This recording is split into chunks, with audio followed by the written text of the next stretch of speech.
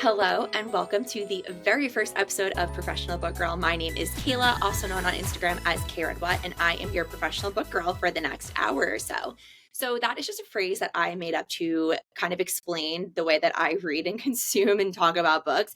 I have read 213 books already this year, and my goal and the fact that I read so many books, I might as well do some good with it and pay it forward. And I now love to recommend the best books to you, and that is what we are going to be doing on this podcast. So you can expect 3 spoiler-free book reviews every single Monday from me. Some weeks we'll have themes. Some weeks, like this episode, it'll be listener's choice. You can request which books you want me to hear me talk about. We'll be talking pop culture. We'll be laughing. It's going to be fun. So let's just jump right into the opening segment of this show. It's called What I'm Obsessed With This Week. And this week it's going to be a little bit different. So on any other episode, it could be I'm obsessed with Karma is the Guy in the Chiefs, or I'm obsessed with Southern Charm and I need to talk to somebody about it, or I have 5 shows on Bravo right now and let's quickly run down who my favorite people are. But this week I am obsessed with Professional Book Girl, this show that you are listening to. And I thought this would be a great chance for me to kind of introduce myself, share my reading journey, share my social media reading journey with you guys. Some of you may be familiar with it already. For some of you, this may be the first time you're introduced to me. If so, hello. I'm so happy you're here. Happy everyone's here, obviously. And yeah, I'm just going to share my story. So like I said, I am known kind of on Instagram and TikTok as my handle is KRedWhat. But before that, I was a huge reader. I always loved reading growing up. For me, it has always been the perfect escape. I've had a tumultuous life. I've gone through shit that is unbelievable when I tell people things that I've gone through. And reading has always been the one thing that's able to suck me out of my head and my anxiety and depression and pull me into another world literally and help me escape for a bit. And now I say that reading is my biggest form of self-care, which it is. And that is why I make it a priority to read every single day. That is the best thing I can do for my mental health. And fortunately, so many positive, cool things have blossomed from that, like this. So like I said, I grew up a really big reader. One of my earliest memories is being in 4th grade and a substitute teacher. His name was Mr. G. I had All American Girl by Meg Cabot in my desk. And this was when the first year that we didn't have tables, we had like a desk where you could put things inside of. And I was obsessed with that. Like it just felt like being in Britney Spears' Baby One More Time music video, having a cool desk like that. And I was obsessed with this book, All American Girl by Meg Cabot. It's about a girl who falls in love with the president's son. I know she gets hit by a car or something, and then Secret Service and the son is involved and they obviously fall in love. And it's a big book. Now that I know more about books, I'm pretty sure I had a mass market paperback version, so it looked like a brick. But for a 4th grader, it was a really big read. And my mom or my grandma bought it for me. I don't know if I should have been reading it as a 9-year-old, but I was, and I loved it. And it felt like such an accomplishment to me that I was reading it. And I would bring it to school with me because I thought I was so cool reading that giant book. And I had a teacher say to me, "You'll never finish reading that book." And maybe in some weird way, all of this is kind of a fuck you to that teacher, because look at me now. And guess what? I did finish that book. And I'm pretty sure there was a sequel that I also read and loved. So that kind of just gives you an idea of this type of child that I was. I obviously went through a huge Twilight phase, like everybody did. In high school, my friends and I would read the same books. We were obsessed with the Private series, and then we would go to half-apps at Applebee's and just sit and freak out about the books. The only time I ever got in trouble for being on my phone in school was because I was reading on my phone. So really not making myself sound cool here, but that is kind of my journey I've always had with books. My grandma was a huge reader, and at the end of her life, we were sharing book recommendations and reading the same books, which was really cool. But she was always taking me to Borders, RIP Borders, and I guess RIP Grandma. And she really just fueled that love of reading that I have. My mom was always big on pushing me and my siblings to read. My brother and sister are also big readers. So grew up kind of just being surrounded by books and people encouraging me to read, which was really cool. And then I think most people, I stopped reading when I got to college because I was honestly too busy partying. And every winter break, I would go down deep dives and literally stay up all night until the sun came up reading a book. I was getting sucked into all of those dystopian series back then. but I wasn't reading during the school year, which I know is like a common thing that happens to a lot of people. When my brother was graduating college, actually, he was like, I'm so excited that now I'll have time to read for fun. Also just says a lot about my family, that phrase, but I think it's something a lot of people feel. So my senior year of college, I was going away for spring break, not what you might imagine. I was going to Florida to see my family who lived there. And then my sister and I like did that and then met up with my dad and his fiance and her family to go to Disney. Irrelevant, but that's what I was doing if you were wondering. And on the plane ride, I was like, I'm going to read. I hadn't read in so long. So I read, I think, oh my God, I want to say it's called Lady Jane or something. It's honestly, it is so funny that that's what I was reading because it's about Lady Jane Grey, who was Queen of England for 9 days, very tragic figure. If you want to go Google her, and you guys, I'm the self-proclaimed historical fiction queen. So we will be talking about Tudor history at some point on this podcast. So it just makes me so happy. But it's like, it's told in a really interesting way. It was my first introduction to her, and I was like sucked in. I was reading again. And then when I got back to school, it was the end of senior year. I was kind of wrapping up all of my projects. I worked at Topshop all through college. I went to FIT, so I was in Manhattan during college as well. But I wasn't working the last 2 months of my senior year, so I also had time to read then too. And that is when I just fell back into it. And then when I graduated college, I was commuting 2 hours each way to New York City from Long Island, where I am from, to go to work. And I had nothing but free time on these train rides. I did not read on the train ride in the morning. I would literally go back to sleep. I wouldn't put my contacts in until I got to Penn Station because I needed that extra hour and a half. But on the train rides home, I would read. And I started looking forward, obviously, like I was looking forward to going home from work. But I would be sitting at my desk, like, I cannot wait to get on the train and keep reading this book. And then I would be so sucked into the books. And then I would be like, not watching TV shows, not doing anything when I got home from work that night except for reading. And that's fully how I got sucked back into how I read so much. Then bookstagram happened for me. So I don't really remember how I discovered it. I know I was sharing book reviews on my personal Instagram story, and some of my friends were interested in it. I know like family members were, but like I don't have a following there. And I was like, and then I somehow, I guess because I was posting them, the algorithm started feeding me these bookstagram pages. And that's when I discovered what bookstagram is. I didn't even know that it existed. So I was following some bookstagram pages, and I kind of just had this idea in the back of my head that I could do it. I do social media professionally, so I know how to run an Instagram page. And I was extremely depressed then. So this is 5 years ago now. My bookstagram, Kayla, is 5 years old, which is really crazy and hard to believe. But that summer, I was just questioning my whole life. I was kind of having that quarter life crisis you have when you've been working for a year or two after college. Like, what the heck am I doing with my whole life? And reading was the only thing that was making me happy. So I was like, do you know what? I want to fully dive into this world and like spend more time in it and commit to it, because that's, to me, the magic of bookstagram, that you're reading a book, but then you're connecting with people about these books.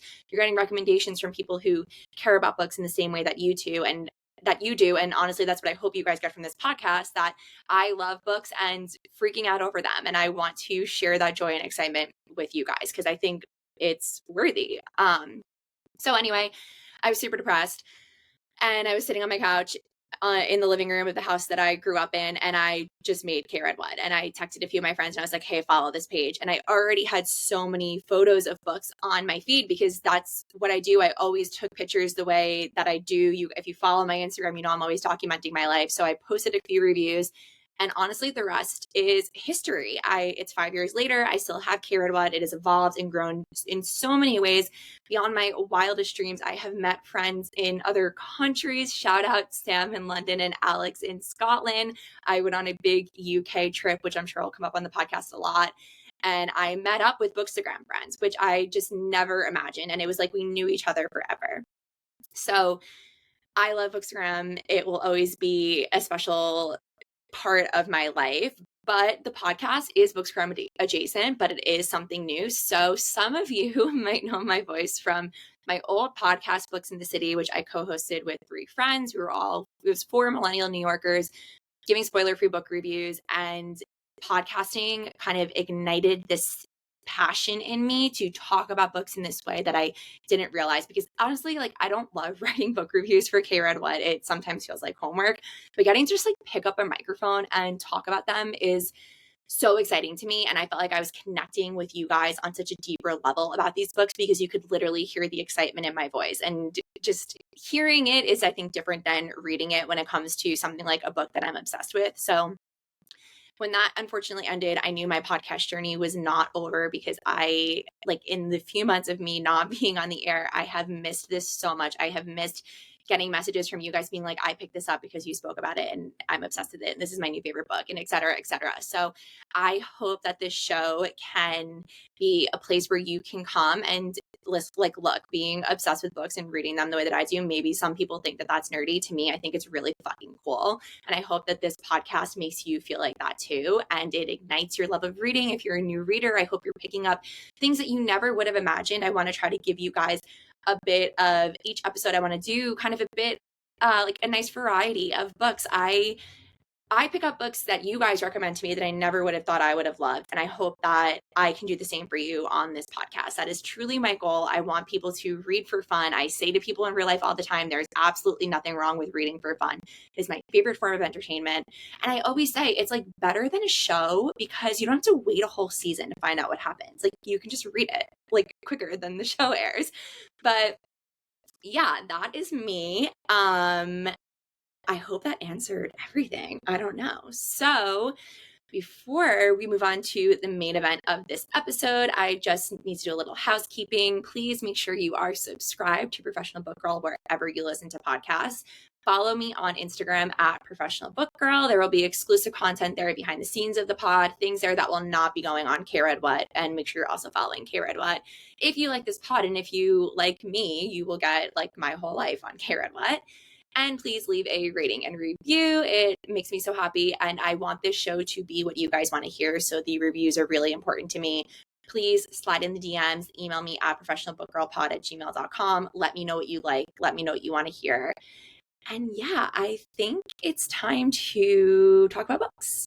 Okay, so the main segment of the show is obviously the book segment. So each week I will be doing 3 spoiler-free book reviews. I heard the people in my Instagram Q&A and we want some spoiler episodes, so that's something I'm working into the calendar. I do have the rest of the year mapped out. I just want to run through that really quickly because I think it is exciting. So once a month, there will be a listener's choice episode, which is what you're listening to today. So I put up a question box on the Professional Book Girl Instagram and also a feed post saying to leave book requests in the comments. So keep an eye out for those once a month. I'll probably be prefacing it on the podcast so you know when to look for it. I want to talk about the books that you guys want to hear about. And I think that is a really fun thing to do once a month. And you will hear that today. But next week will be a regular episode. And then for the rest of the year, we are transitioning into my top books of 2023. This is an idea that I had when I decided I wanted to do this show. So I knew I needed to launch in time to have some regular episodes out before we get into this. So for the month of December, I will be counting down my top 15 books of 2023. It'll be over 3 episodes. So you'll be getting 5 books an episode that time. Some of the books you guys requested for this episode will be featured there. So if you were looking for, say, Magnolia Parks, do not worry, that will be getting its airtime in December when we're counting down my top books of the year. I am so excited for that. It's gonna be so much fun. But then also after we do that and we're in 2024, each week we'll have a theme, and I want to know the themes that you guys want to hear. So is it a genre specific episode? Is it books with a certain feeling? Books I didn't think I would like, random things like that. Like I said, slide in the DMs, email me at professionalbookgirlpod@gmail.com and let me know what themes you want to hear because this whole thing is for you guys. And if I'm not talking about what you want to hear, there's no point. So we actually, though, are going to be talking about one of my top books of the year, but this came highly requested. And when I read this book, I was a little mad I didn't have a podcast to talk about it on. So the first book of the first episode of Professional Book Girl Pod is Midnight is the Darkest Hour by Ashley Winstead. Okay, those of you who pay attention to what I'm reading already know this. Ashley is one of my favorite authors. I realize that I have given all of her books 5 stars. That is a title that I think only she holds. She writes the most insane thrillers, like The Last Housewife. Are you kidding? The book I'm about to talk about. Are you kidding? But she also writes some of my favorite romance books. So check out Fool Me Once and The Boyfriend Candidate on top of her thrillers. She is just so talented. I've gotten to interview her in the past before. she doesn't know this, but I'm hoping she will come on this show and chat with me about books. I just want to like look inside her brain. It is so fascinating to me. Someone who can write some of the darkest, twistiest thrillers I have ever read, and then also write romance that has me like smiling and crying and like kicking my feet because I'm so happy as I'm reading it. Like, get you a girl who can do both. That is Ashley Winstead. So Midnight is the Darkest Hour is her latest thriller. It came out this October. I know this was a bookstagram darling. We were all counting down for it. I could not wait to read this book. I was kind of waiting until it got like spookier. I think I read it on like the first day of fall, and it was raining in New York. So my room was like very dark, and I had a copy of it on my Kindle. So I had like kind of all the lights off, and it was like moody atmosphere, and it just like really got me in the mood. So in one sentence, this is a Southern Gothic religious trauma, cultish horror, vampire extravaganza. I mean, if that just doesn't scream a book that Kayla will be obsessed with, I don't know what else will does. And I do need to say, I said vampire. This book is for the Twilight girls, the girls who, me basically, who were obsessed with Twilight, obsessed with Edward, wanted that as a 14-year-old, and then grew up to love thrillers and these twisty, murdery books. Ashley wrote this literally for us. So the main girl is Ruth. I'm going to talk about her more, obviously, but there is, in the beginning of the book, it literally says, and then I found Twilight, and it changed the trajectory of her life, and it changes the trajectory of this book. And you don't have to be like a Twilight fan to like this book, but I think everyone knows like the impact Twilight had on the culture and the bookish community and like the genre of girl that I fall into. And knowing that makes this so much more exciting and a really fun read. And it's a really fun twist on what was already a great thriller. So thank you, Ashley, for that. It was like, I've never read a book as an adult that reminded me of Twilight the way that this one did. In the best way possible. Also, and if you hated Twilight, you'll still like this because it's not like Twilight. It's not like a Twilight fanfic or anything. This is not 50 Shades of Grey. So our main girl is Ruth, and like I said, Twilight changed her life. I mean, we can all relate. But she lives in this very small town in Louisiana where her dad is the pastor of this church that really rules the community. So the community is basically centered around this church, and we know that it was like he moved to the town when he was very young. I'm going off script now. No notes, just vibes, by the way. So I'm pulling through my memory from when I read this book 2 months ago. But he really built up the congregation, and people moved to this town in Louisiana. I think it's called Bottom Springs, to be a part of his church. And it is extremely, extremely culty. Like I said, religious trauma is a very important plot point in this book. And I just want to acknowledge this time I have never been an extremely religious person, so I didn't understand that part of the book. I think it's kind of interesting and entertaining in a way, but if you are someone who does have some religious trauma, then just know that going into this book, you might have some unpleasant memories coming up. But so he like runs the town, and like he's best friends with like all the guys in charge, and she's an only child, and she's kind of like the prodigal daughter, and everyone in town knows her as like she is the pastor's daughter. It's her whole thing, but she is different from her family. And like I said, Twilight changed her life, but for her, it was a banned book. And this was also something I couldn't relate to. So she works in a library, and the library was her escape as a teenager. She never was as into the church as her parents were. She didn't like being a figurehead of the church. And she found Twilight. It somehow got into this library. It wasn't supposed to, and she hid away, and it completely opened her mind up to a whole new world, which like when I read Twilight, it opened my mind up to a whole new world. But for Ruth, it was also like a normal world, like a world that Bella lives in before the vampires come, where it's like you don't have this omnipresent kind of religious factor in your life. So it also though taught her about romance. And after she read Bella and Edward's love story, she became so obsessed with finding romance and finding her true love. And it really, like, I mean this in such a serious way, Twilight changed the course of Ruth's life. So the book opens up, and we're in the small town in Louisiana, and a skull has just been found in it's like the swamp, I guess. I'm like not good at geography, so sorry to everyone from Louisiana. I wanted to say lake, but I don't think it's a leak, but a skull has been found. So obviously the town is like freaking out. But in like a normal town, you would be like, oh, there's a serial killer. No, in this town, they think it's this like mythical vampire creature that is like folklore of the town and has come and is like killing people in town. So they're freaking out. And Ruth is freaking out, though, for a very different reason, because now she is worried that a huge, huge secret from her past is going to come to light, and her best friend Ever are going to be in trouble. So let's talk about Ever. Where do I begin? So Ever also was an outcast in this town. He was from a very poor family. His mom passed away when he was born. His dad is an alcoholic, and they were kind of seen by the town as kind of like trashy, and his dad was always in bar fights, and Ever was having to go in to break his dad out. It's extremely sad for Ever, and because of living with an abusive dad like that, but also the way that the town treated him. Like, they blamed him for his dad's mistakes and his dad's fuck ups. And as Mrs. Potts says in the live action Beauty and the Beast, like, you can't blame someone for their, I'm like totally messing up that quote that I always say, but like, you can't blame someone for their father. So this town does, though. So like, they suck.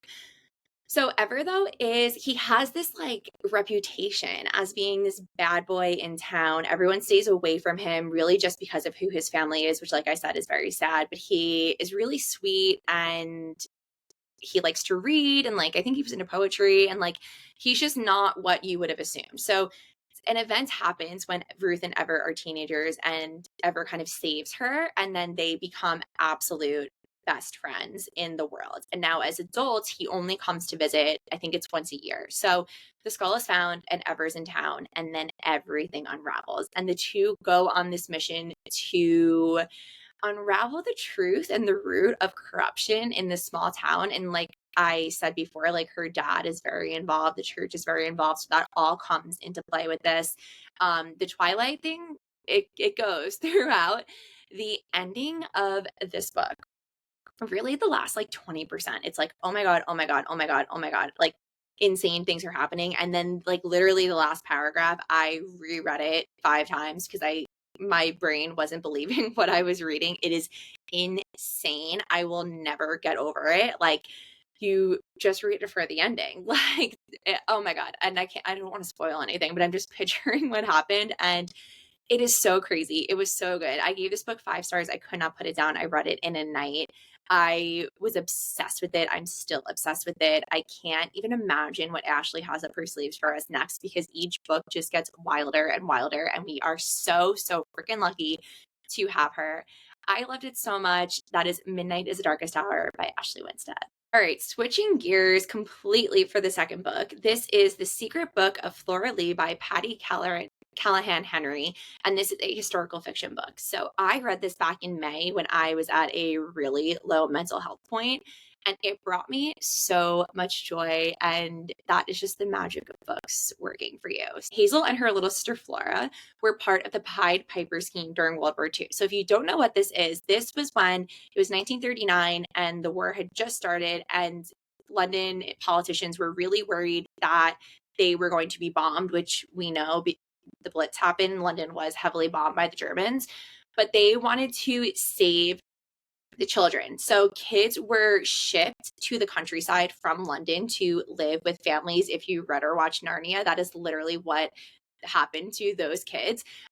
Also, this is the second book that I read this year that the Pied Piper scheme comes into play. And it was just those two, but I think this is such an interesting point in history of World War II history, and I was excited to see it come up in historical fiction. And I think that this book portrayed it in a really, really cool and interesting way. So on paper, it seemed like a really good idea. Like, oh wait, I'm lying, I just remembered a third book. So it's this one, The Lost English Girl, and The Last Lifeboat all deal with the Pied Piper scheme in different ways. This one handles it in my favorite way. So that's just the way that my brain works. By the way, you guys are going to realize that. On paper, the Pied Piper scheme was a good idea. Like, we know we're going to be heavily bombed. These kids are vulnerable. They are so young. They shouldn't be traumatized by running into like fallout shelters, or people would run into the tube stations and hide under there. So let's send them off to safety. But when you really think about it, you're ripping these children away from their parents. They're so young. The world is literally at war. It is World War II. There's no social media or cell phones like we have today. So they have to write letters, really, because that's all they can rely on. They're scared about most likely their mom is in London alone that's being bombed, and their dad is off fighting the Nazis, and they're living with strangers. So I can't imagine what that felt like. But it happens. And they do talk about in this book, I don't know the fairy tale of the Pied Piper, but it's a fairy tale. So I'm assuming there's a dark side of it. And Hazel, the main character in this book, does kind of reference that when she's talking about what the scheme was like. But anyway, back to the book. Hazel and Flora there's a pretty big age gap, and Hazel really looks after Flora, and they are sent to Oxford. And I read this a month after my UK trip. I told you guys this trip was going to be a theme on this whole podcast. I guess I should just explain if you're confused. I spent a month in the UK on my absolute dream trip. I was based in London, traveled all around. I need to move there. I just feel so at home and connected to the UK. I love it. Anyway, I had just been in Oxford though, so it was cool to read that. They are sent to Oxford to live with a woman named Bertie and her young son. And Bertie is a single mother. She's kind of seen as an outcast in society, but because she lives in Oxford in such like an intellectual community, it's kind of a bit more accepted that she's, a single woman raising her son. She works, like she doesn't really care about having a husband. So they go to live there, and Bertie, by all accounts, like is just an amazing woman, an amazing mom, and she makes them feel really welcome in an extremely scary situation. She becomes friends with their mom. Their mom comes to visit them. It's all going great. Hazel and the son become best friends, like wink, wink, maybe some teenage crushes happening there. But then one day, Flora goes missing and is never found. So years and years and decades go by, and Flora has never been found. The assumption is that she fell into the River Thames. I'm pretty sure it was the river. Does it run that far up England? Like I said, not good at geography. But the assumption is that she died, and Hazel has always blamed herself and never gotten over it. And because of that, she went back to London. She was done living in Oxford. She never saw Bertie or the son again. And it's just like obviously it's tragic. Her younger sister is assumed dead, but the chapter of her life with Bertie and the son was like a really happy one, and it had just a brutal ending, and then they're completely cut out of their lives. So now it's like decades later. I think it's the 50s or the 60s. It's probably the 50s because Hazel wasn't old. Also not good at math. But Hazel works in a bookstore, and it's a rare bookstore, I'm pretty sure. And one day this manuscript comes in from America, and it's like prefaced by, this is a hot new book in America, a children's book. And she opens it though, and it is the story of Whisperwood, and Hazel's whole world stops because it is her story. So back when they were in Oxford, and like a little bit before that, Hazel would tell her sister Flora the story of Whisperwood. And it was a story she made up as they were living their lives in Oxford as kind of a coping mechanism for both of them, a world for them to feel hopeful, full of magic. And they would kind of pretend that they were in Whisperwood when they were in Oxford. And Hazel has never told anybody else that story except for her sister Flora. So now she is convinced that Flora is alive and somehow has been living in America and has written this like famous in America children's book, which now has obviously made its way across the pond. So her whole world stops now, and she was supposed to start a new job, I think at Sotheby's. She does not start that job. She is now tracking down this author, and she is finally solving the mystery of what happened to her sister Flora. So she returns to Oxford. She's meeting with all these people she knew as a child, kind of learning events that happened following Flora's disappearance that she didn't realize because she was so young. And that is the journey. And the mystery, it's like, this is such a good example. If you want to start historical fiction with a mystery element, this is the perfect book, because I couldn't stop turning the pages because I wanted to know what happened to Flora. You get some chapters from the perspective of the author of this book, and you really are like, is this Flora? Like, what the heck is going on? The devastation that Hazel feels and the guilt that she feels and the blame she places on herself is just so sad and so raw and real. And you just want the story to end happily. There are twists on twists on twists. I did not see the ending of this coming. And really, this is a book for book lovers. I don't know the exact quote, but I know that I took a picture of a quote from this book and posted it in my story because obviously Hazel loves stories and books, and the way that she talks about them, and really the way that the author writes about the magic of stories and the magic of books, it is something I believe in so wholeheartedly. It is, the magic of books is like my favorite magic in this world. And it comes across in the pages of this book. This is really a book for book lovers. I loved it so, so much. This is a good intro to historical fiction. I gave it 4 stars, cannot recommend it enough. It is The Secret Book of Flora by Patti Callahan Henry. The final book is Things We Never Got Over by Lucy Score, although I am going to kind of be talking about the whole series. So this is known as the Knock 'em Out series. I think that's how you say it, which is the town name, which is like a little crazy.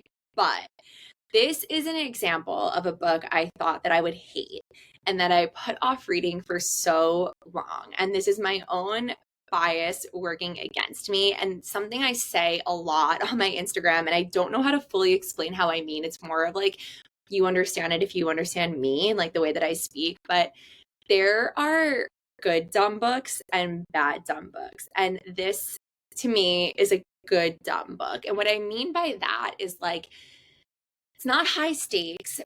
It's not going to win any writing awards, but you just can't help but love it. Like when you think of like the way, I guess it's like the way people would explain like Bravo or like reality TV. Like this is not groundbreaking, world changing work, but it's so enjoyable and you can't help but to love it. And that is how I felt specifically about the first book, Things We Never Got Over.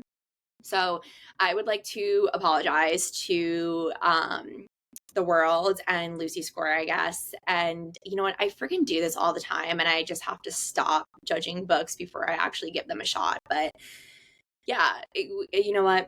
It's who I am, I guess. So the series centers around this town, Knock 'em Out. It's in Northern Virginia. And like they explain, this is what I mean by it being kind of dumb. They explain that it got its name because they settle disputes in this town by like fighting and not like, instead of like going to court or something. And I mean like fist fighting. So that's how the town got its name. So see what I mean there? But you know what? I freaking love this town and I would move there now. So joke's on me. Like I said, the series is centered around 3 guys. They all have their own book. So in the first book, the guy is Knox, and he is a bad boy, like tattooed up, wears like motorcycle boots and all black, and he won the lottery. Again with the dumb thing. He owns a barber shop and a bar, and he's like grumpy and like the town bad boy. The second guy is Nash, and he is Knox's brother, and he is the chief of police. And I like pictured him as like Captain America, and he's like a good guy and gets riled up about the same things his brother does, but he tries to go about it in like the proper way rather than Knox, where he's like knocking people out, hence the name of the town. And then the third guy is their best friend, Lucian, who is my favorite. And he is the darkest one, and he's like criminal. There's hints that he is a big figure in DC and is kind of putting politicians in and out of power and has his hand in like the criminal underworld. And I literally started reading this whole series because I wanted to get to his book because he falls in love with a librarian. And I was just like, oh my God, like hot criminal guy and the librarian. I need to read that.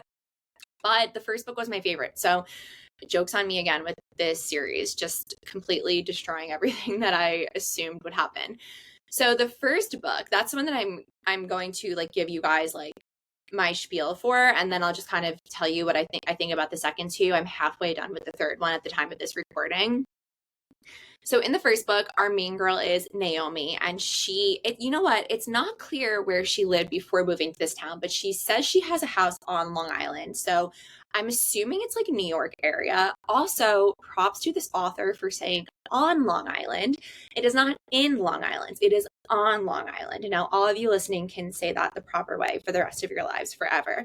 So she ran away from her wedding, and we find out why. and shows up and knock him out. And we find out that it is because she has an evil twin sister. So once again, with the kind of dumb thing, who called her and basically was like, I need you. And Naomi came. And she gets to town and she like goes into a coffee shop and she's like, I haven't slept, and she's obsessed with caffeine. And Knox comes in and is like literally like dragging her out of there. Like they get into this huge fight and she's like, I'm not Tina, I'm Naomi. And then you learn that like the whole town hates Tina, the evil twin sister. And Naomi is, her and Knox get off on like the worst foot.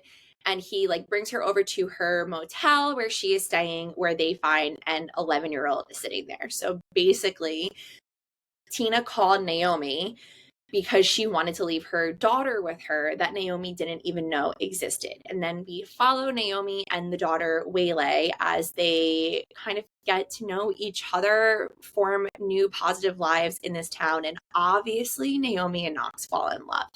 This one is my favorite because I'm such a sucker for the good girl, bad guy trope, which does play out in the third one, but like not as prominently as it is in this one.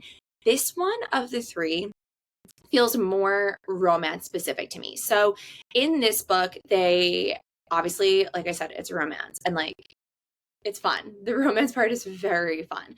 But there's this kind of like subtle undertone being under subplot, that is the word, a subtle subplot being introduced where people are after main characters in this series. I don't want to spoil it, but the second book really, really, why I didn't like it as much was that it was not really about the romance. It was about this subplot, and I just was not interested in it.